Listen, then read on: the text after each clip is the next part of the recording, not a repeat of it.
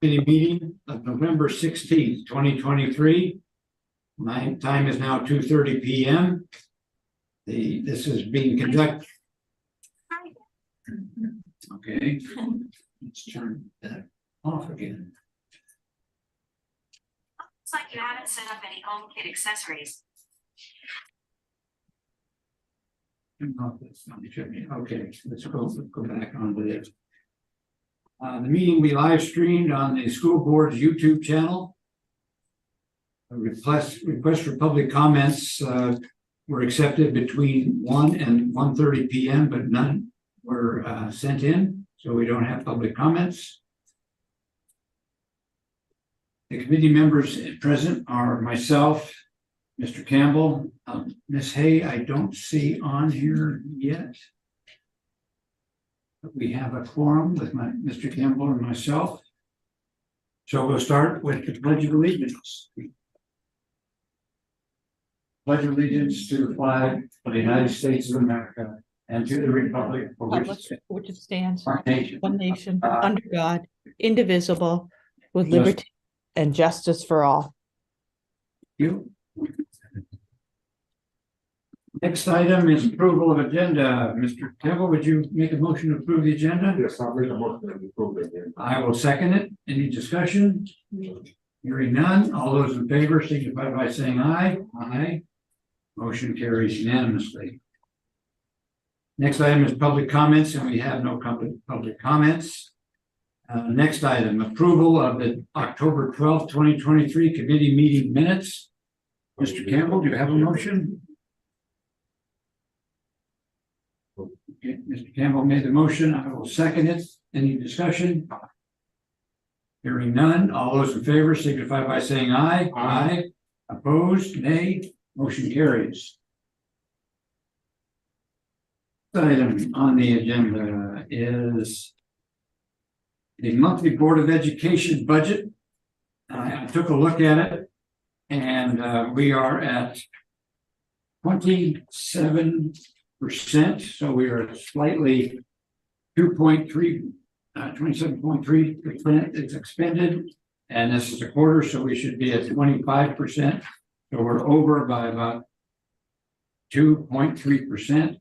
That's nothing that's concerning about it. I don't see any major items, although out-of-state travel is now at 39%.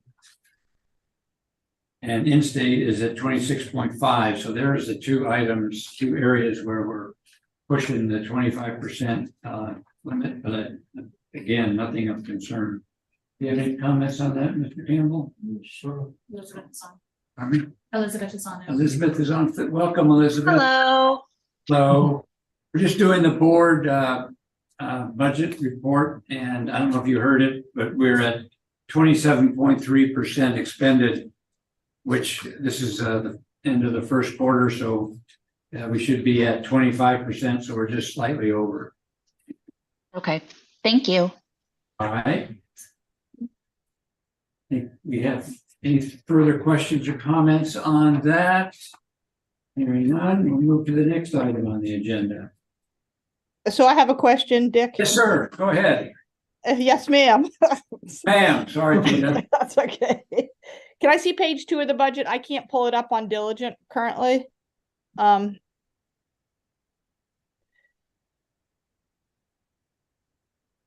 I assume one of the big expenditures on the budget is the our annual dues with the SCSBA, and is that on here?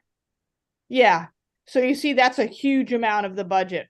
53,000, right? Yeah. Yeah, so that would be another reason that you didn't mention, but okay, that's it. Okay. On. Next item is the September 2023 transparency report at 114 pages. The only thing that I noticed on it, just for example, in August of 2023, our P card expenditures were $2.2 million, which is about normal.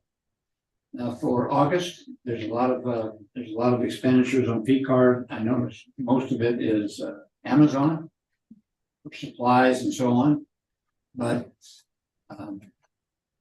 we do run through this, but this has been a topic of discussion at the county. And I am very confident that our system is such that we have proper checks and balances in that amount. And I just encourage the staff to keep doing it. Because that's going to be a highly public issue, I think, once their audit at the county is finished. Mr. Campbell, do you have any questions on the transparency report? No, I don't. Ms. Hay, do you have any questions? No, I do not. And I just agree with the statement you just made. Because we've gone over this in the past, Amazon as essentially a vendor and all of that.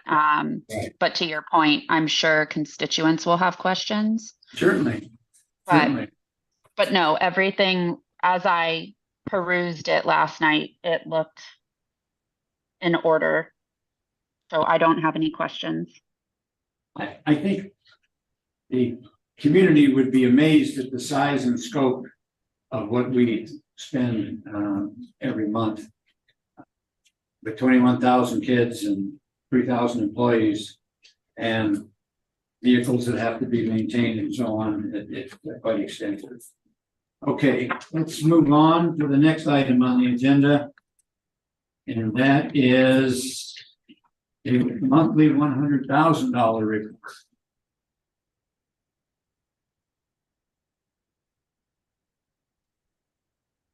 And if you look at that report, again, nothing surprising on here. You do notice that there's a lot of, we have the previous year's amount and then this year's amount. Remember September amount in 2022 by September amount in 2023. And there's a lot of NA in there, which means that we didn't have that company. That company wasn't under contract that year. So this is a new company, Charles Perry Partners, for example, was not billed at this time last year. Coastal Security was not at this time last year. So, but it does give you an idea, for example, that construction pace increased a bit. You see J.E. Dunn construction went up. MB Con construction actually went down a bit, but that's again when their projects are completing. The nutrition total, of course, is different because they weren't in there last year. PC Solutions, actually, we spent less on PC Solutions this year than last year. That's Riverview Charter School, we paid less. That's just a billing cycle. Yes. Piece there. Happened to fall in the same. And you can see the retirement system total has increased because of the increase in retirement funding. Basically based on inflation. Wages. Thompson Turner has gone up slightly.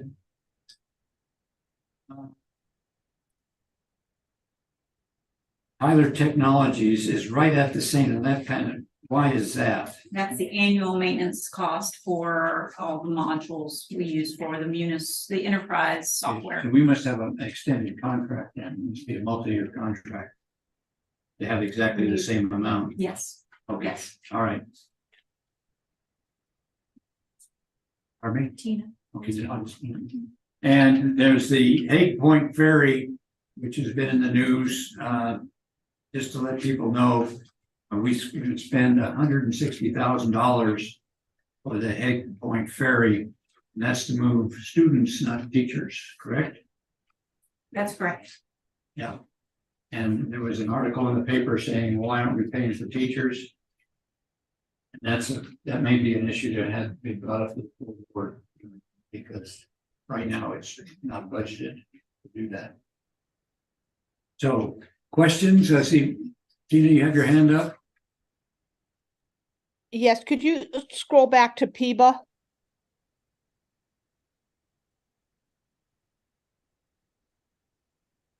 So I'm just curious why that was NA before. I think it's a billing cycle, insurance premium.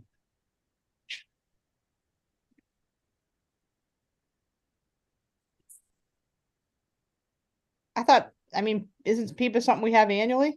Every year? Yes, it is, but whether we paid it in August or September is probably what the issue is, when it's being paid. Yes, there was, it is a billing cycle issue, as Colonel Guyer mentioned. It would have been premiums paid in the same month. And so there'll be a month where there'll be zero. So in order to get it based on their deadlines. Okay, all right, thank you. Okay. Ms. Hay, do you have any questions on this report? I do not, thank you. Mr. Campbell? No, I don't have any. Okay, Mr. Smith, you have. News to you, I am, who is that? On page 2. Unique learning systems, it's special education software.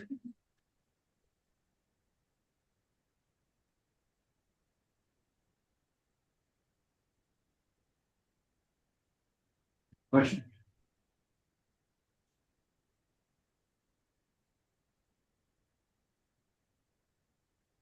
I guess the second 2 from the top. Those, I guess, those are those same things. Which ones are you doing? The imaging learning, and then the IXL school. Imagine Learning is also special. That's on the list. Okay. And IXL schools, curriculum software, any more details than that, I'd have to dig down and request, pull the procurement information to see exactly what subscriptions those are for. That's good. A lot of money is for Digital library software is Imagine Learning. So I can bring additional information next time. We can research it and bring back information. Okay. Any other questions?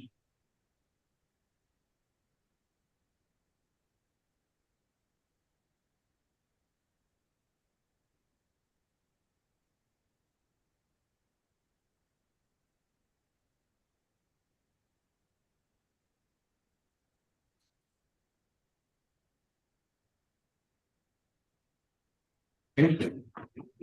Moving on. Next item on the agenda is the ESSER update with dashboard. So I'm gonna ask Denise Matson to provide this update today. She is our go-to person for ESSER funds, so she has all the information. Okay. Denise?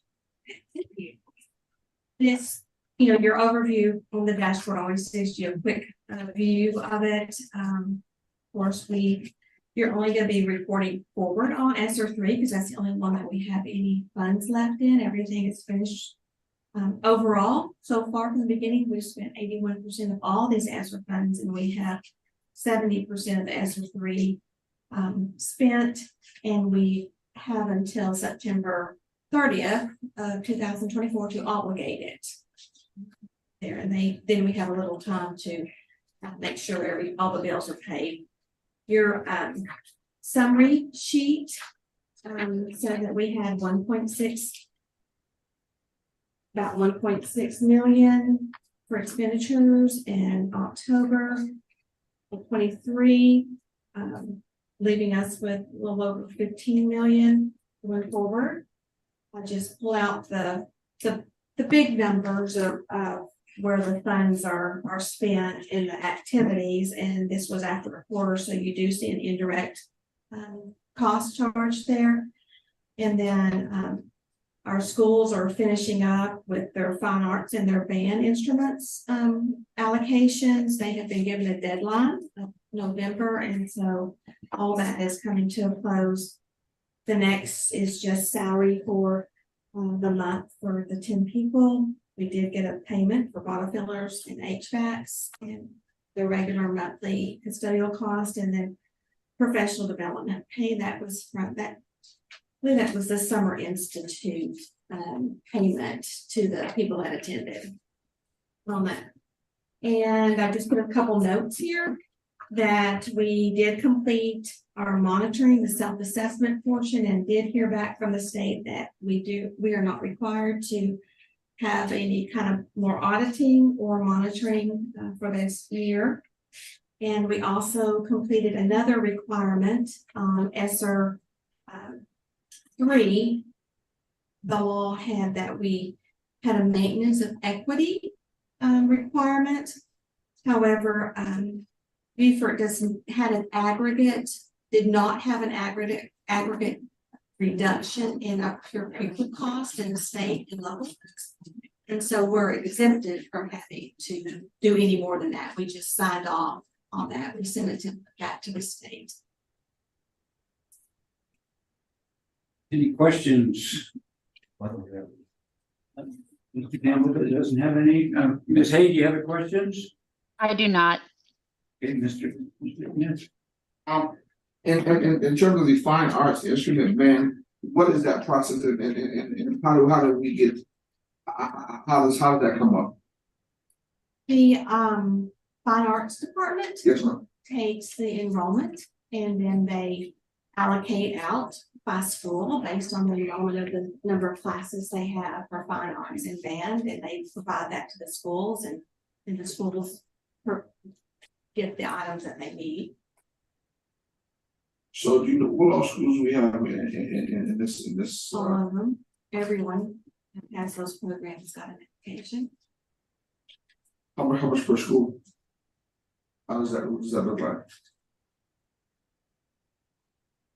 They request by school. It's not a request by school, it's a formula based on the number of students in those programs. They take the amount that's left and they divide by the number of students in all the programs, and then they allocate a per pupil to each school. So is there a pocket of money for that? Pocket of, yes. There was an activity in our plan for both of those, for band instruments and then fine arts supplies.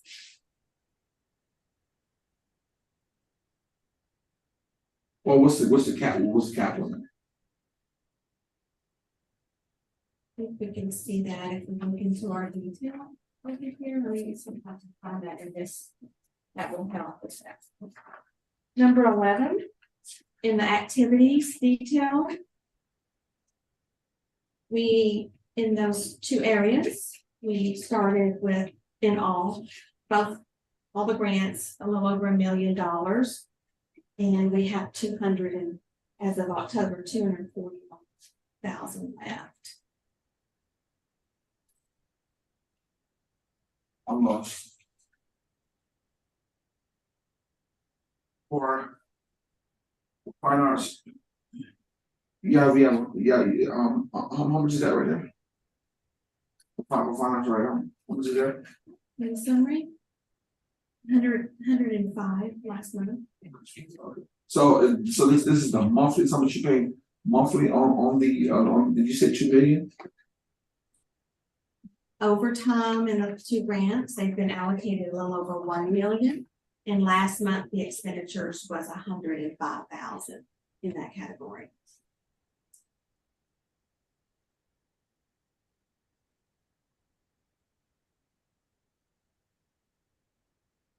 I'll come back to this, but the reason why I'm asking this is because there are some fine arts departments, and then there's some schools who needed different instruments and things. This money is here. Then my question is, how did that information get out, and what's the process of getting them what they need? So I'm a little concerned in terms of seeing this being brought to us and telling us that there was money spent amongst district for finance and band instruments.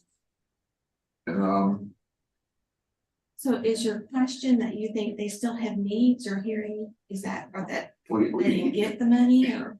Yeah, I believe that AC match, there may still be some needs, but we can circle. We can circle back on that off the grid. I just, okay. I'll just do that for right now. If there's a specific school, we can look into what allocations have been provided in form of fine arts, whether it's ESSER funds or 8%. I know we do allocations through 8% capital funds as well for instruments and uniforms, band uniforms. So we can look at, multiple areas. If there's a specific school you're interested in, we can pull that information. Are you finished? Yeah, Okay. Dr. Quas, you had your hand up. Yeah, so my question is, were the band instruments, were those included at all in ESSER 1 or 2? They were in mainly 3. Yeah, Yes. okay. Yeah. All right. And then the last thing, when you gave your report, Denise, the last thing you said, we don't have to do it because, and you went in and out, at least online here, I could not hear what you said. If when you evaluate all your state and local funds and you get a per pupil amount, if the, like in FY23, it was a greater per pupil than in FY22, so we spent more per pupil. So we're exempted from doing anything further with maintenance of equity because our per pupil's going up. Thank you. That's it. Okay. All right. No further questions, so we'll move on. Okay. Next, we have the first quarter financial report, Tanya. I have to commend the staff for this work, right in the middle at the tail end of the audit that we're still working on. So a lot of things coming due at one time. So I just want to express my appreciation for the efforts made on that. So things are looking actually very good as of first quarter. Everything seems to be up is in the form of revenues. Local tax collections were reported at 6.3 million last year. It's also 3.2% of the budget. Last year was 1.9% collected. So we're up a little there. We don't receive a lot of local property tax collections in July, August, and September, the bulk being in December, January, February timeframe. Very positive note this year. It's the first year in at least 20 years that we have not issued a tax anticipation note. So our tax revenues were sufficient to allow us to not have to borrow funds in the fall in order to make payroll payments and accounts payable and pay our vendors as well. So that will save the district anywhere between $30,000 to $50,000 in the year, and that is a very positive aspect of this report. Helps our credit rating. It does. When we go out for a credit rating call, and we did before the last bond issue, that was one of the important notes that I expressed, aspects of our finances that I expressed that our fund balance had increased enough to allow us not to do that. And that was an unprecedented event for us, having not had to issue that note. So it was a very important part of holding our fund balance, our credit rating stable. State revenues are also up. They were at 11.4% of collections. Prior year was 10.3%. So that is moving in a positive direction as well. $5 million as of the end of September, just slightly below last year's spending levels of 18%. So with our revenues a little ahead and our spending a little behind, that puts us in a good position to stay on track with our budget. And then we have just special revenue funds, which are where ESSER funds reside. We have reported about 15% of that budget prior year, so it's down a little from the prior year. And as we round out or finish up our ESSER expenditures, we had 3.5 million of ESSER in this quarter. And I did a quick calculation. If we take $15 million remaining in ESSER, which is on the previous report on that dashboard, and divide it over the 10 remaining months, that's about 1.5 million of spending a month. And we spent 1.6 million last month. So we are very much on track to spend all of those dollars by the allotted time frame. Debt service also doing well, just ahead, slightly above the prior month, but those fall sort of in the same pattern as general fund revenues. And then capital, we have projects that are about 71% complete in all of our capital projects. And about 98% of our 2019 referendum projects are paid or encumbered as of September 30th. So we're well on our way to expending the remainder of those funds as well. So with that just gives a brief summary, but with that, I'll be happy to take any questions. I'll ask the committee members first. Mr. Campbell, do you have a question? Ms. Hay, do you have any questions? I do not. She always does such a wonderful job. Thank you. Mr. Smith just left, so Dr. Glass, do you have any questions, comments? No, yeah, my comment is it's fabulous that we don't have the tan. Yes. I got a couple issues that I want to bring up. One, I went through the individual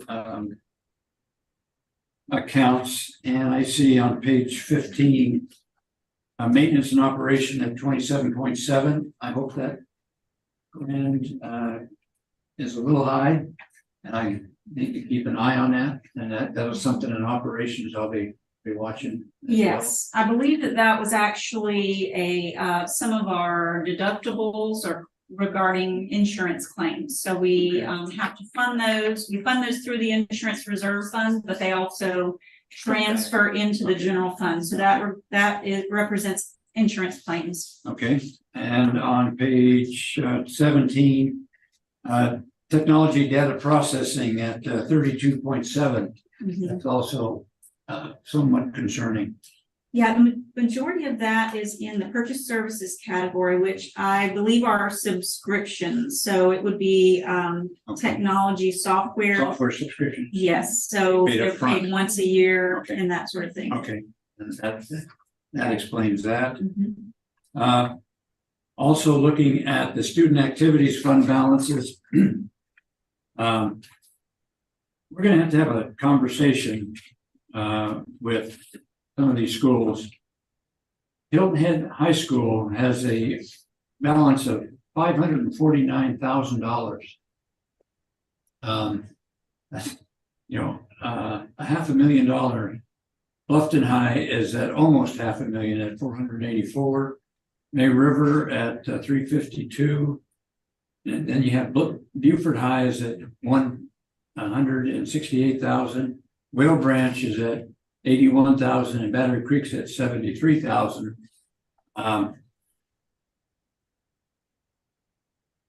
That just seems odd that we have that kind of money in these activity funds, and what are we not doing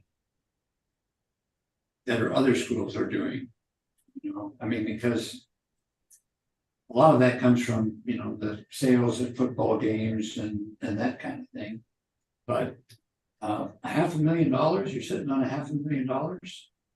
I bet the kids, you said, how could I spend $500,000 to improve this school? They'd have lots of ideas. That's my concern. And so I'm gonna ping some principals and ask them about that. I do know that Battery Creek High School, because their field was in concession stands were completely shot, both for basketball and football season, that they really lost a lot of funding there. And the principal has asked, he said that's really causing her some issues for the low balance that she has. Not to say that we should take money from others. That's not what I'm saying at all. But that is something that I do monitor kind of closely. Ms. Boatright, would you have a question or comment? Thank you. Can you hear me? Yes, we can, ma'am. I meant to get on earlier. I'm in Chicago and I forgot I'm on Central Time. I am really confused. I would love to have a presentation at some point on student activity funds, you know, like with the booster clubs. And I know that because, you know, he's mentioned that there's $500,000 at Hilton Head High. And yet I hear constantly, we don't have enough money for buses. They can't do this. You know, we're buying our own equipment. So I would like to figure out what goes into the student activity fund and how is that money used and who's in charge of like overseeing it? Because I get confused by that quite a bit. Okay, could we have a report at the next finance committee, and then we'll have it on the agenda for the following board meeting in December? Yes. Okay, we'll take that on, Ingrid. Thank you. Okay, any other comments? Oh, I still see capital projects not closed out. We still have, we're getting better a little bit, but we still have non-capital projects from 2020 not closed out, 2021, 2022. I'm going to continue to be watching that. And I want those things closed out. And that's going to be another issue that we're going to be bringing up in the how we take care of referendum funding as well. Okay, I see no more questions or comments on that. Let's go to the budget book, FY 2024. Right. Follow online here. So each year we produce, and for the last 15 plus years, we have produced a budget book. About 15 years ago, we went out for an award, a request for the Government Finance Officers Association for a Distinguished Budget Presentation Award. And we got that award for 10 years, faithfully. So about 5 years ago, the GFOA drastically changed the school district budget requirements, budget book requirements in order to be eligible for the award. And at the time, we did not feel we had the staffing to make major changes, and the time constraints were such that we didn't have the ability to conform to the very strict requirements that they put into place. So although we continued to create a budget book, it was very similar to what we had done before. We chose not to apply for the award for about the last 5 years or so. So since then, about 2 years ago, I think now, Miss Jennifer Hamlin came on board, and we dedicated her position to budget and procurement, separating that out from the previous role that we had. And she and her team have been able to, we have built a team. So we have separated capital projects, management, and general fund budgeting. And so she now has a team to be able to accomplish this. So this year, for the first time in about 5 years, she has applied for the award. We recently submitted, and it was due October 31st. And so this, although it's a very large document, and I do not expect you to have gone through this at all, but I do want to make you aware of the document. And it has a lot of the things that you probably have already seen. We sort of treat it like a thesis statement. Throughout the budget process, we're putting documents together that will eventually be put into this major document. How many pages is it? 200 and something pages in order to comply with the award.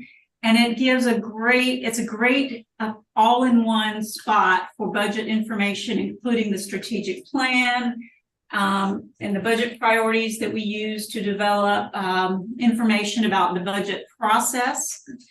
And then as you move to, well, the bulk of the report in the middle is all the numbers on every funding source for the entire school district. And then it lists the comprehensive budget, as you see here, of every fund for the school district, along with the millage rates and any changes that occurred. And then major budget priorities, as you see here, of initiatives, major budget items that were focused on in the budget, which were part of the PowerPoint presentations that we gave during April and May timeframes, and really some narratives about how the budget affects the fund balance, how revenues are impacted, how the economy impacts the budget, and what we foresee for the future years. So in particular, I wanted to point out toward the back end of the book, are sections by location. So we have listed budgets by location. And so every school has a page that will provide information about the school's general fund budget and the categories that that their budget is put into. And so that I'm hopeful that will, I want to point that out specifically for Dr. Wisniewski, because she has mentioned one of the board policies is to express or present information on the budgets by location. So that information is captured in this document as well. Anything I missed? It's just a labor of love.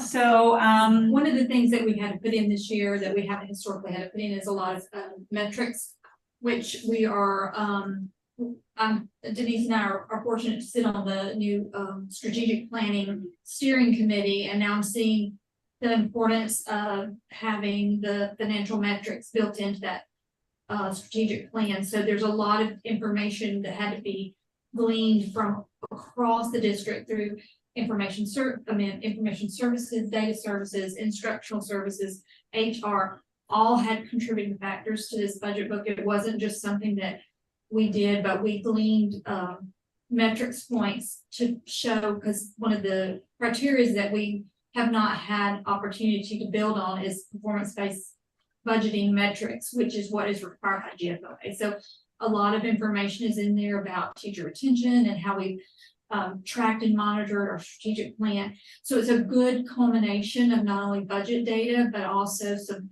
pretty significant indices that will help just to make sure, this budget year that this book is, this correct. is 23-24. This is not 24-25. That's correct. Okay, yes. good. Yeah. Now, is this going to be made available to the board in hard copy? It's on the website currently, but we did get an estimate in there. The hard copy was relatively pricey, so we were trying to determine how we were going to manage that. So we're thinking of printing ourselves here and then having the covers created and put together. So we can certainly, if that's the desire of the board, we can certainly make that happen. Well, I think, see, Ms. Boatwright's hands up, and I'm sure is what she's going to say, is one of the things that we want is we want to be able to have a session to talk strategic budget priorities as a board, but we would be doing this for the next fiscal year. Yes. But to do that, to have this available to look at before we have that session would be extremely valuable.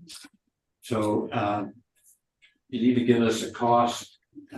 We don't have to have a hardbound thing or anything like that. It can be printed on the cheap. Right. We were thinking of printing it here and then just having a printing shop do the front and back cover, and then binding it ourselves. But we want to do one first and see how to make sure that everything's aligned properly on the pages. So we will definitely get you a copy. Let me go before we do that. Let's ask the committee members first, and then the other board members here if they have any questions or comments about this. Oh, I don't. Ms. Hay, do you have any questions or comments? No, I do not. Okay, Mr. Smith is here. Do you have any questions or comments on this? Not at the moment. You kind of tackle mine. Okay, and Dr. Bloss, do you have any questions or comments? No, I just think it'll be a great resource for the board. Miss Ingram, Miss Ingrid Boatwright. I get Sorry. Miss Ingrid a lot. I'm cool with that. No, you're, and I didn't mean to have my hand up. I was walking back to my hotel, but no, I agree that looking at this and having that perspective before going into the next budget season would be awesome. Great, okay, well, I'm glad that you tackled that. I know it's a lot of work, but having, for board members, having that, I really like my operations book, the 10-year plan book. I take it with me all the time, but I haven't had a budget book that's exactly scratches my itch. And I have one piece that I can use when I go out to places and they get asked questions. I can look it up. So I commend you for that effort. That's going to be good. I look forward to seeing it. It was a team effort. Lots of good sports. Commendations. It's wonderful. Okay. Legal expenditures. Mr. Smith, you asked for that. That's next item on there. Yes, the next Agenda? item is for legal expenditures broken down by general ledger category. This is how we capture the information. And this is a 10-year period. So about 5 years ago, we were asked to break down, well, let me start. More than 5 years ago, we captured legal expenses in only primarily 2 categories. And it was either a board matter and everything else went to human resources budget. And so about 5 years ago, we were asked to modify that. And instead of everything else going to human resources, we broke them out into categories of instruction, superintendent, student services, finance, and capital. And so you'll see in 2019 that we began to do that work. Prior to that, we had not categorized in that manner. On the far right-hand side, so I provided a total in the green column of those expenditures going across. And then I was asked to provide salaries and benefits for in-house counsel. We began having an in-house person, legal counsel in 2015. That's why you see 2014 as empty there. So the staff has grown a little, and then these include travel and any other subscriptions or continuing education costs or materials as well. And so the grand total is in the far right-hand side. So be happy to take any questions at this point. Okay, Mr. Campbell, do you have any questions about this? Ms. Hay, do you have any questions? No, I do not. Thank you. Okay, I'm going to give Mr. Smith last since he asked for this. Dr. Gloss, do you have any questions or comments on this report? No, I do not. Thank you. Ms. Boatwright? Nope. Okay. Thank you. Mr. Smith? Yeah, thank you, sir. So well, first I'll thank you for this. This is very informative for this information. And in terms of the clear white section in the and then the last 3 numbers. So that has been the base salary from how it has grown from 2015 to 2023. So my understanding that our current in-house. No, that won't be it. Okay, so I guess that right now that consists of the department in-house versus one person's salary, correct? That's correct. 2 people. Okay, 2 people. Okay, that's okay. And the first year in 2015 may have been a partial year. I don't know the exact time frame of the beginning of that individual's employment, so that could be a partial year as well. And can you tell me when did we get 2 people in that department? Is that what the, sorry, is that when the asterisk started in 2019? I see the asterisk on 2019, is that what that? No, the asterisk for 2019 is the year in which we broke out the expenditures between instruction, superintendent, and so on. Okay. February 2022 is when we added the paralegal. So prior to that, 207, those were salary for the in-house counsel, correct? It's salaries, benefits, any travel expenses, subscriptions, that sort of thing for continuing education or any other materials.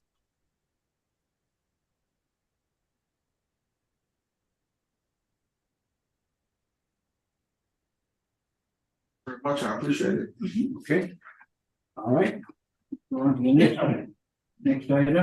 Next item is after-school partnerships, and Mr. Smith, you asked for that as well, and so I'll have you go ahead and describe it. Then we'll go to the committee members and the other board members, and you'll have the last shot at that. Okay.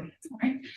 The ESSER Community Partnership Initiative is paid for through the ESSER COVID-related funds. Last meeting, we brought forward the cumulative amounts from July 1, 2022 through the end of that fiscal year, which was June 30th, 2023. We were asked to bring a cumulative total that went up to current times. And this report was generated on October 27th, shortly after our last meeting. And we have brought forward the total cumulative amounts of $987,516. Again, these are contracted services. Each of our sites have contracts, and we pay for an all-in amount based on each contractual agreement. So we do not pay salaries and benefits of individuals working at the sites. The only salaries and benefits we pay are for the bus drivers that are transporting to and from the sites. So with that, I'll be happy to take any questions. Okay, Mr. Campbell, any questions? Ms. Hay, any questions? Sorry, my phone wouldn't unmute. I do not have any. Thank you. Okay, thank you. Dr. Guaz, any questions? No. Okay. Ms. Boatright, any questions? No, I think we went over this in pretty good detail at the last board meeting, but I'll reiterate, I don't think this is a state, so, unless we can figure out how to scale this program out to the rest of the county, I have some long-term concerns about this program. We have, Tanya gave me a sheet that has it broken out by site of how many students were involved and what the prices were. We didn't have time to put it on the board docs, or whatever they call them now. And so we will have that available at Tuesday's board meeting, and we'll give you that copy, and the board will see that copy. Excellent. Okay. Okay, Mr. Smith. Yeah, for this. And basically, and what, can you tell me what was added from the last meeting to this meeting? Expenditures from July 1, 2023 through October 27th, 2023. So this school year, actually. Right, so. Is that correct? It was summer and School year. Okay, So this school. so that wasn't in the previous report? it ended June 3rd.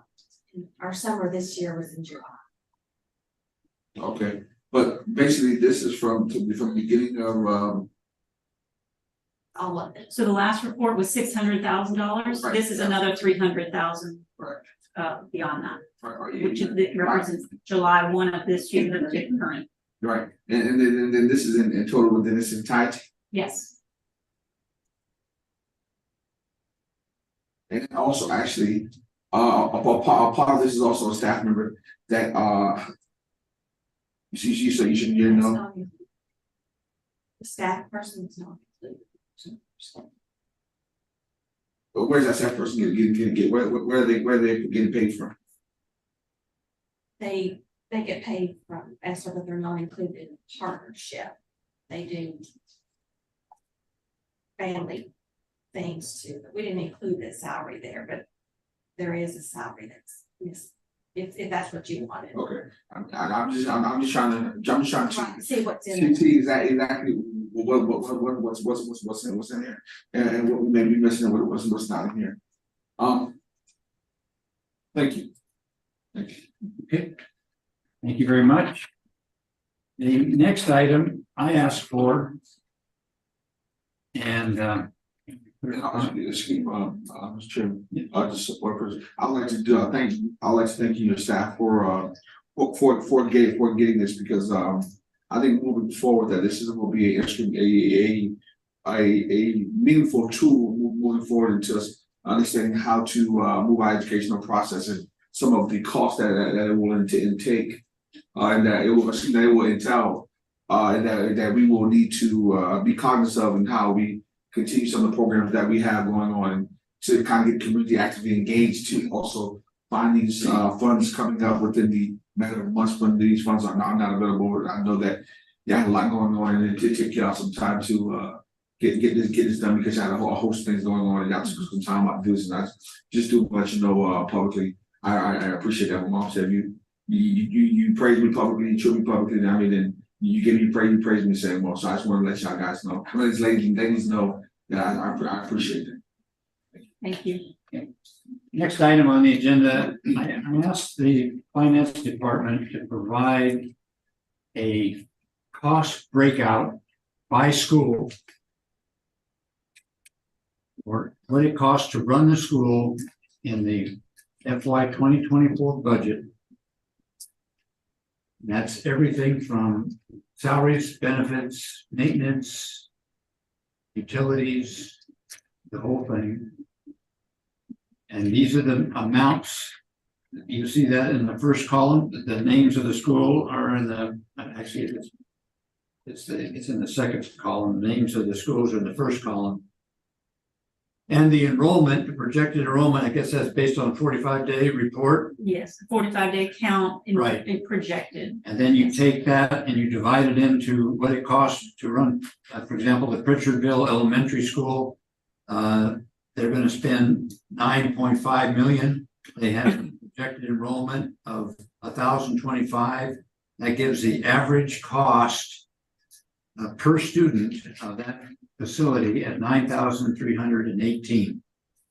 Okay, so every school, all 32 schools are listed on here, as well as the enrollment. This is very interesting, and it shows that our most expensive schools are Whale Branch Middle School. In Whale Branch Middle School, it costs $24,000 per student. And Pritchardville, it only costs $9,000 per student. Now, if you look at the amounts of enrollment, you have 251 versus 1,005. So you have economies of scale. Has something to do with it. And I'd like to point out also that these include all funds except debt and capital. So special revenue funds, including Title I, which are for our highest poverty schools, are included in these numbers as well. okay, So that includes all budgeted funds in general funds, special revenue, EIA, good. and so on. So did want to point that out, so that is a big reason why you're going to see some of the high poverty schools with much higher Right. per pupil costs. Now, this is very interesting, but now it begs some other questions.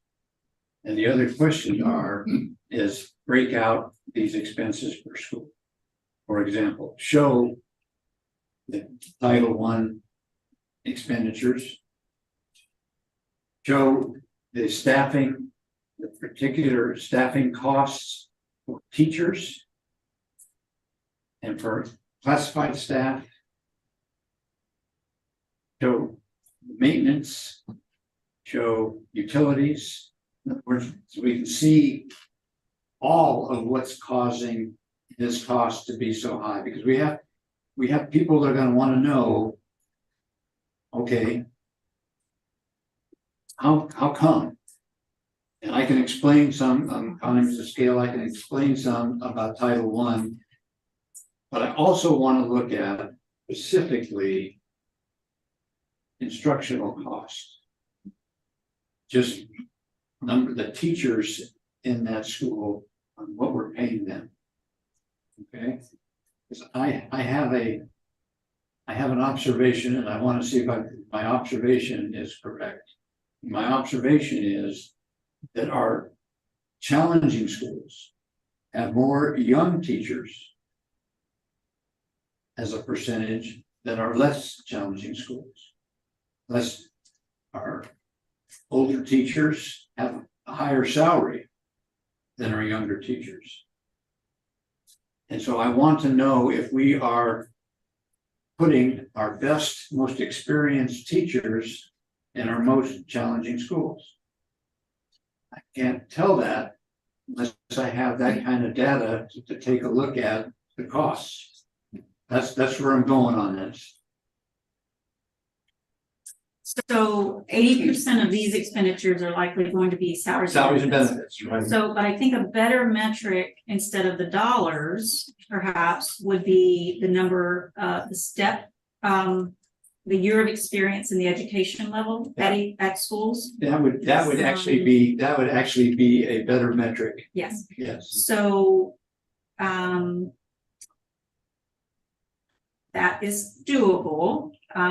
It will, and depending on how many schools you want and that analyzed in that manner will depend on how long it will take us to produce that information. Well, I think. I don't think we'll be able to get that by the next meeting. Since it's particularly since we're in the. But this is something that has big ramifications for a number of things. Sure. Is to know about the steps. I didn't think about that, but that's a really good way of showing it. You could just add up the steps. Well, we can pull the step, Tell us. the salary level, Yes. which will identify the education level Yes. and the salary Yes. all at one Yeah. time, so. But I also want to be able to look at the impact of our newer schools and their efficiency in their utility bills and so on. And another thing to add to this would be a square footage of each of the school. How big a plant they're keeping up.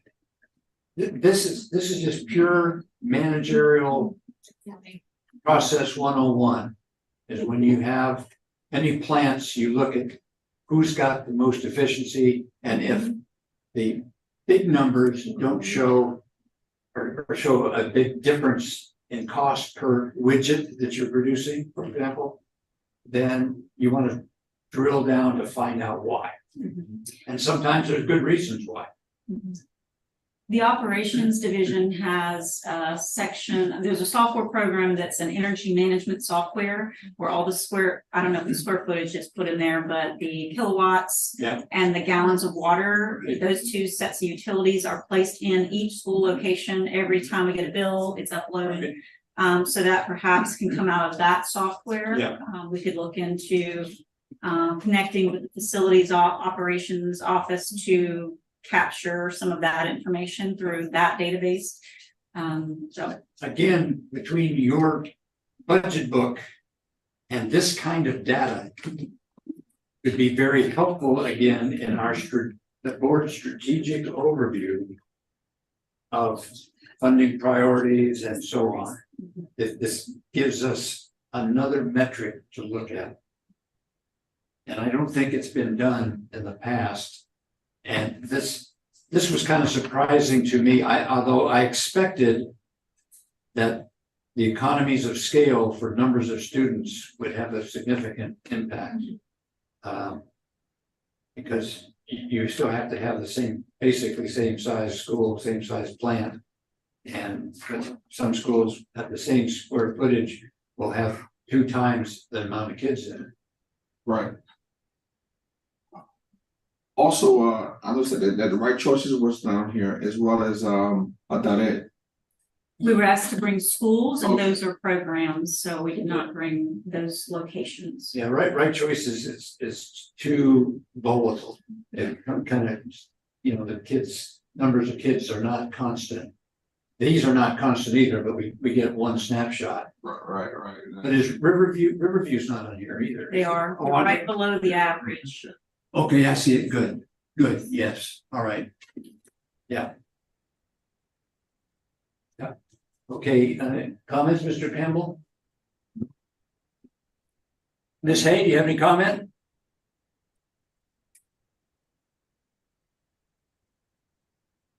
No, I do not. Thank you. Dr. Claus? Yeah, I got a couple questions and comments. So first of all, Tanya, I'm not sure I heard your whole explanation. How does Title I fit into this chart? Title I is budgeted at each school location that is allocated those particular funds, and that the total budget is included in the dollars here. So it would be Title I. And think about as well, schools, particularly with high populations of special ed students, those would receive more IDEA, individuals with disabilities education funds. So that you have kind of cluster schools. So think about that, keep that in mind as well. ATSI and CSI schools, priority schools, the additional funding for those schools would be in these dollars.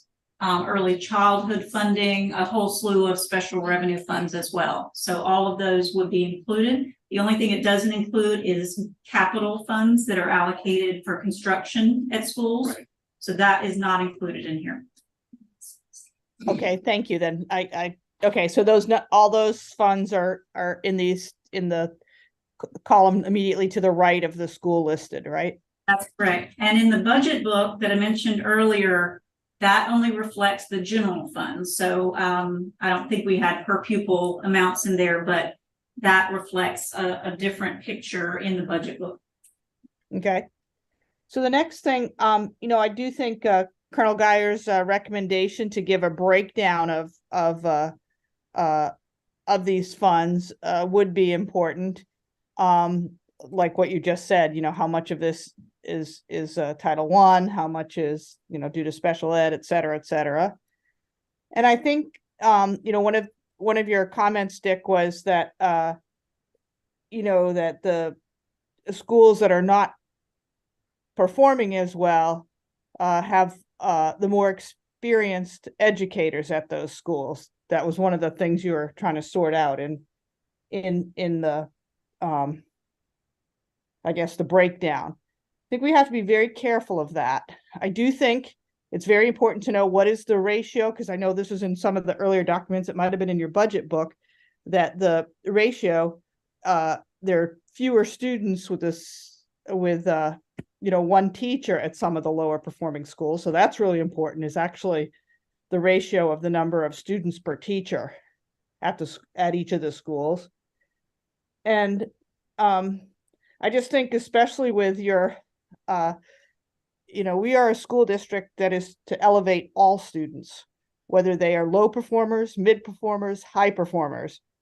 And if we put out the message that we're putting our best teachers, i.e. our most experienced teachers, at our low performing schools, I think that's going to send the message to the public that if you have a high performing student, you are going to, if you have the financial means, not come to public schools. And I just think, just watch where we go with that. I think that's, you know, very important to understand that may not be the message that we really want to give out. That's all I have to say. Ms. Boatwright, your hand is up.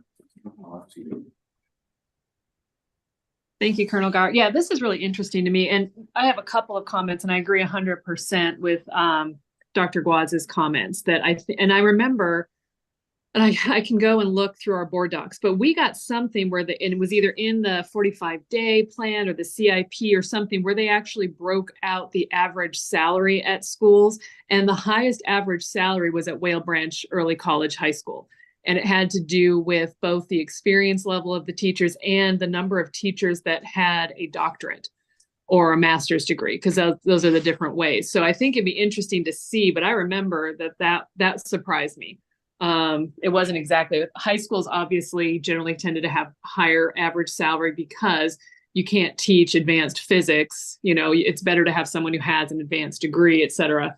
And so that makes a lot of sense to me. But one of my comments is, and I think it's good as we, you know, fortunately the referendum has passed, and as we're discussing this, under enrollment is a huge financial burden, obviously, to the school district. If you've got these big buildings, and I know that I talked to Robert about this with rebuilding Ladies Island, which is pretty significantly under enrolled, that they were going to build it smaller so that it wasn't going to have as much maintenance costs and square footage, et cetera. It was going to more accurately represent the population demand in that area.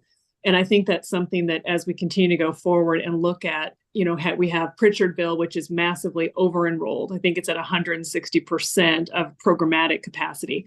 And it's well below even our average cost per pupil. And then if I think Beaufort Elementary is one of the most under enrolled schools, and it's way up there. So I think that's something that needs to go into our budget discussions. And then my question is, and it's kind of a question and just kind of an administrative thing, looking at your budget book, the cost per pupil is different than on this chart for 2024. So I'm not sure how to reconcile that. But the reason I noticed is I was going to ask, I was really surprised at Whale Branch Middle School, just as one that caught my attention as I was kind of glancing through here. It's going from like, and I try to pull it up here real quick, but it's got a huge increase. And I can pull it up here. Give me 1 second. It's going, and so in 2023, it was spending per student enrolled was 14,717. In FY 2024 approved budget, it goes to 20,191. That's like a 70% increase. So I'm kind of curious with these large increases at some of these schools. You know, most schools are going up like a couple $100 per student, you know, and that's just kind of cost of living. So when I look at this, and I'm not going to have time, maybe this weekend I'll have time to be ready for the board meeting. I'd like to know when you see a jump that big, what accounts for that? That would be basically the answer to every one of those questions will be different. In that particular situation, the 5th grade moved from the elementary school to the middle school this year. So that is the primary reason for that change. Sorry, could you repeat that? We moved from the elementary school to the middle school. I didn't understand.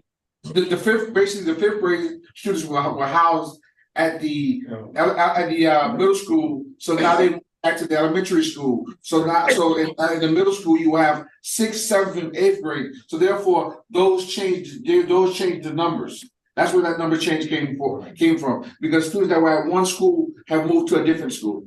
So that's going to mean that basically, once again, that goes to highlight that this under enrollment is going to have a huge impact on per person student, because now we're taking a whole grade out of that middle school, and it caused a huge increase in the spending per pupil. Right? Am I hearing that correctly? I think so, Ingrid, exactly. That's Tina. Yep. That's why we're looking at this. Yeah, to answer her question, she was wondering what the disparity was between the budget book. FY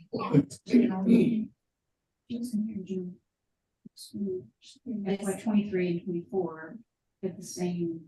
Okay, so Jennifer just asked me to mention, and I'm not sure exactly what the comparisons are being drawn. If one is from this document today versus the budget book, and if that's the case, this document includes all special revenue funds. The budget book cost per pupil does not. It's general fund only. So that could be another reason if you're drawing a comparison between the two documents. Yeah, I think that makes sense. I haven't had a chance to really go through the whole budget book, but it is going to be really interesting. And I do think somewhere there was either a special presentation we had, this was early when I was on the school board initially, that broke down the average salary per school. And so I don't know if that's in our CIP or what, but I'll try and find that. Great, thank you. Okay, Yeah. Can I ask one more question? go ahead. So, Tanya, so the revenue on this document would also include ESSER funds that were not capital funds, i.e. not like HVAC systems? So yes. So Then you get. anything budgeted in 2024 in special revenue funds, yes, it would include ESSER funds. But not like any, so what about, but it would have to divide out some ESSER funds and some ESSER funds wouldn't qualify to be on here? That's correct. Depending on the activity, they may not be on there. We try to code out as much to the school location. Right. So it would show exactly Okay. on that. Yes, I mean, So there can you are some, repeat that, Denise? I couldn't hear what you said. she said Or we've tried Tanya. to code as much to school locations as possible. There may be some district level expenditures in the district location, but primarily the spending is at the school level and they would be included in this budgeted number.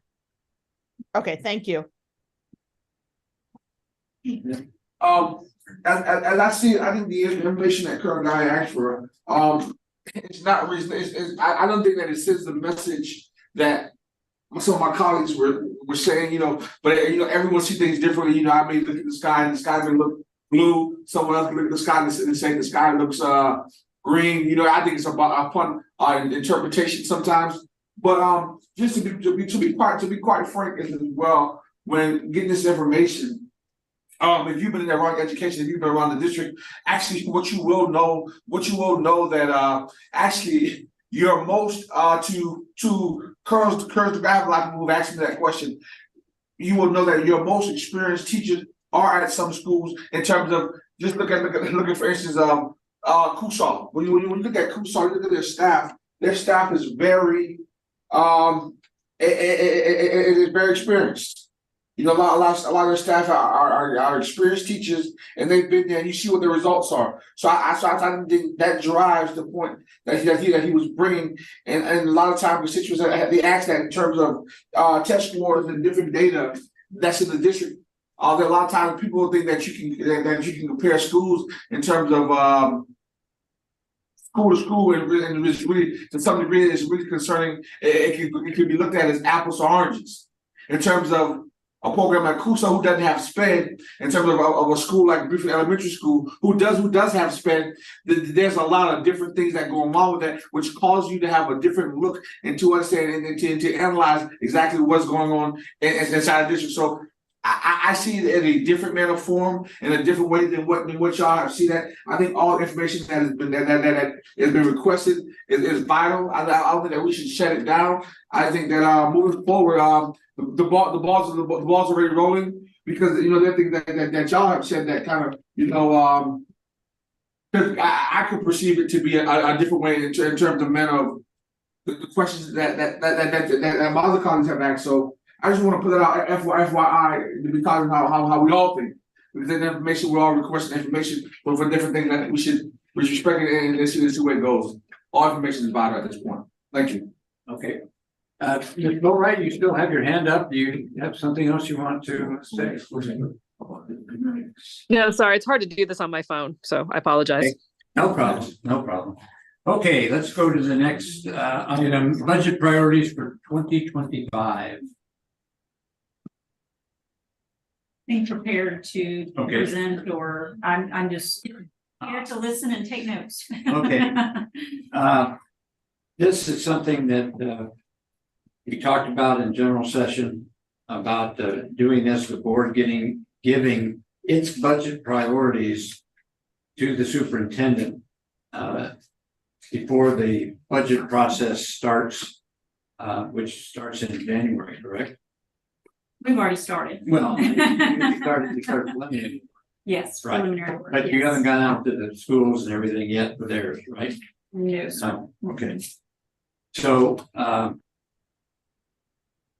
that's one thing, Dr. Gauze, I wanted to see how and when we could do this to be able to give, the superintendent his budget, our priorities. Because I don't think, we've never done it, at least I haven't since I've been on the board. Sitting down as a board to say, these are our budget priorities for the upcoming budget year. Am I mistaken in that?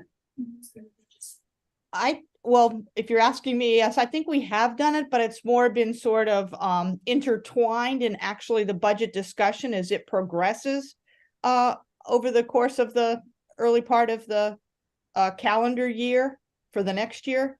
What would you say, Tanya? I'm sorry, can you repeat that? Sure.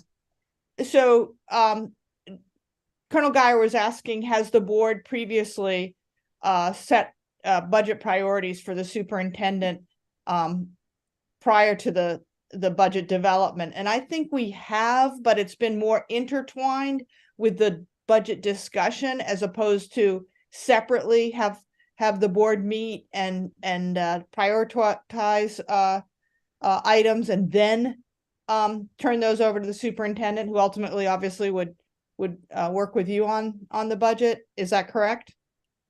Yes, it's Yeah. sort of been more informal. There have been a lot of discussions over the years. Predominantly, the legislative priorities is one of the documents that we use to build the budget. So we look at those legislative priorities as sort of the basis for the priorities. And then really conversations that are happening in the committees. So for example, the operations committee 2 years ago had a large number of discussions about teacher salaries and bringing salaries to $50,000 minimum salary. And so we use those conversations to lend to our to the work of building the budget, and felt that the sense that this was a priority of the board, so we brought it forward. So it wasn't necessarily, a list that was given to us, but it was based on the legislative list and then combinations of conversations that were happening throughout the district. The reason I bring this up is we have a board meeting, our traditional first board meeting in January, which is, welcoming new board members during election years, which we don't have any new board members coming this January. But other than that, it's just kind of elect officers. I was wondering if it would be prudent to have a budget priority discussion for the superintendent at that meeting. What do you think, Tina? So this would be the first meeting of the year? Right, on 2nd of January.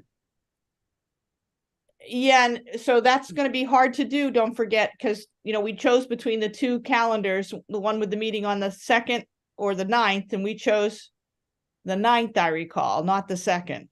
The 9th? Okay, then it would be the 9th, right? Yeah, because a lot of the board members with students, they're going to be out of school on the 2nd. Yeah. And so that I can say right now that's going to be hard. Don't you think we're going to need some staff input? I do, for that meeting. And the problem with that is they're going to, just have had the break, and they're not going to have been back in, back at their desks for all that long. And I'm just trying to look at the logistics of it. Yeah. Okay. I forgot about the change. I still have it in Well, mind. you know what, we could have that discussion at our next agenda setting, you, me, and Angela. Why don't we do that? Okay, let's do that. Okay. May I? Yes. A little bit more input. I'm thinking of the timeline. Yeah. So our work, we would really need some information or some draft by early February in order to, because we'll be putting together information from various sources during that time, that the school's budgets come back during that time, departmental budgets as well. So that puts a little pressure on you because it's an early date, Yeah. but preferably for us, it would work well if we had something early February. So. Okay, that gives us time to, we can talk about it, but or in the agenda setting. Okay, future topics. Do you have any future topics? Mr. Campbell? Miss Nay? Hey, sorry. No, sorry, you gave me a chuckle. Dr. Gloss? No, I do not. Thank you. Okay, and Ingrid, do you have any topics? I do, and it goes into this discussion about budget. I would like to talk about stipends. Because I read recently that the football's coaching stipend is 18,000 and the arts and academic stipends are in the $1,500 range. And I think that goes to budget priorities. Okay. So that data will come from Alice Walton's office. Yeah. So I don't know if this Yeah, is the that's committee operations. or if it's Yeah. another, I don't know how, all of it kind of flows together, but, Okay, you can help direct. it'll either be in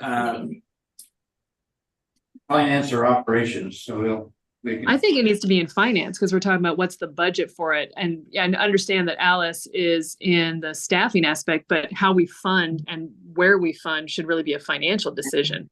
Yeah, no. Well, a meeting like that, I get maybe in the past, we maybe had 2 joint committee meetings to be able to get together and have both of them bring that information together so that anything that you would need would be at that meeting. So we've had meetings where we've had finance and HR come together for topics like that. We've done in the past in operations. Yeah.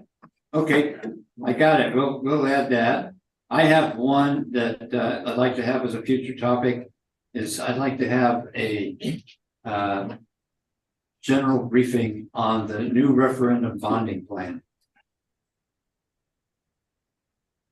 In other words, I'd like to have Brian who can say, okay, I now have a referendum that's passed. This is what I'm looking at. Number of bond sales, when he's projecting that bond sales will come up. Until we get information from the operations division facilities, as far as cash flow and expenditures, we're not able to determine how much is going to be needed and the timing of those. So we've requested that information. They said it would be 2 weeks or more in order to get that back. So we are in a holding pattern until we're able to gather that information. Okay. He's primed and ready to go to have discussions, and but until we receive the need, how much funding is needed by month for the next 12 to 18 months, we're unable to build that plan. Let me spin this a bit different. I need to have Brian tell us his general strategic plan for bonding for this referendum. I want to know what his criteria is and the time of need and the schedule of construction. But there's more than that, and it has to do with the bond market and the timing, and that is critical to be able to tell the operations folks, you got to get some data, because here are some dates that the bond market will be prime. And bond market's not prime at the same time every year. There are prime times that you want to put bonds on the market. So we need to, I think the bonding is because interest rates are going to be so key in this referendum cycle. There's going to be a need for operations to almost push their payments and progress to the bond market rather than other way around. You get where I'm going? Yes. So Time it all just perfectly. well, yeah, exactly. Mhm. So he needs to get and tell us Mhm. what times, when, Yes. how, so on. And So amounts? he plans to come in December, but today we talked about a different date than he had anticipated, so I need to see if that works for him in December. Okay. If not, we can do it virtually with him. Yeah. But he intended to be on our agenda for December. Could you- Tina? Yeah, so, I think your point is really good, Dick. And so Tanya, so do you mean on our agenda, meaning finance agenda, or do you mean the general, board business meeting in December? The finance committee meeting, and or the board meeting.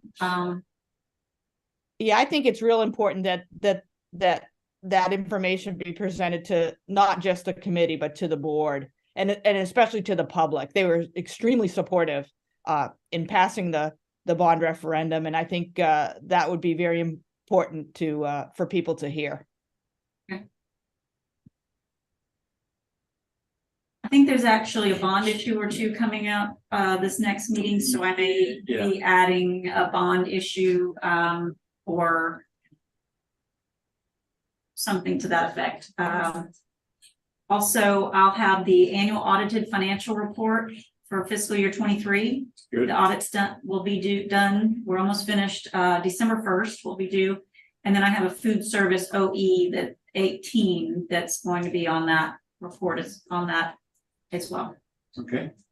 All right. Very good. Anything else? I just want to comment about the stipend for athletics.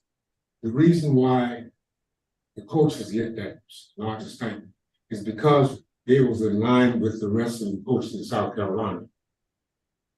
Our coaches was being paid less. So it's the market. Yes, That's the market. It says market for football coaches. This is South Carolina after all. The market is stronger, you know, you have to pay to get them. Or you have lousy football team. Okay. Hearing no other items on the agenda, then we'll call for adjournment under unanimous consent unless anybody objects. Hearing no objection, we are adjourned. Thank you. Thank you, Don.